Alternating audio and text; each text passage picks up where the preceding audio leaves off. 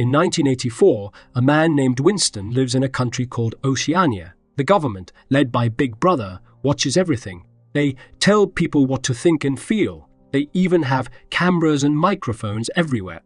Winston works for the government. He changes old newspapers to match what the government says. If the government says something new, he makes the old newspapers say the same thing. It's like the past never happened. But Winston starts to feel that something is wrong. He doesn't like the rules. He doesn't like that Big Brother is always watching. He begins to write his thoughts in a secret diary. Winston meets a lady named Julia. They fall in love, but love is against the rules. They meet in secret and talk about how they don't like Big Brother. They have to be very, very careful. A man named O'Brien seems to be a friend. He acts like he doesn't like Big Brother too. Winston and Julia think they can trust him. They think he's part of a secret group that wants to stop Big Brother. Winston and Julia keep meeting. They find a room without a camera.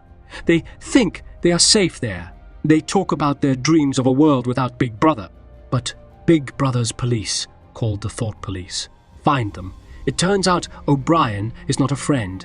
He works for Big Brother. He tricks them. Winston and Julia are caught.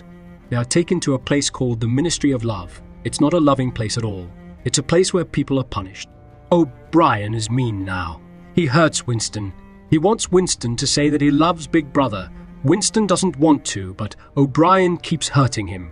He shows Winston his biggest fear, which are rats. Winston is very, very scared. Finally, Winston says he loves Big Brother. He says anything to make the pain stop. He even says to hurt Julia instead of him. Winston is let go. He's not the same anymore. He sees Julia, but they don't love each other now. They are changed. Winston spends his time alone. He thinks about Big Brother. He feels something in his heart. He doesn't know if it's love or fear. In the end, he realizes he loves Big Brother. The book is over, and it's very sad. Winston wanted to be free, but Big Brother is too strong. Nobody can beat Big Brother. 1984 is a story that tells us to be careful. It tells us that thinking for ourselves is very important. It says that love and truth are strong, but can be broken if we're not brave. The book is like a warning. It asks us to think about who is watching us and why.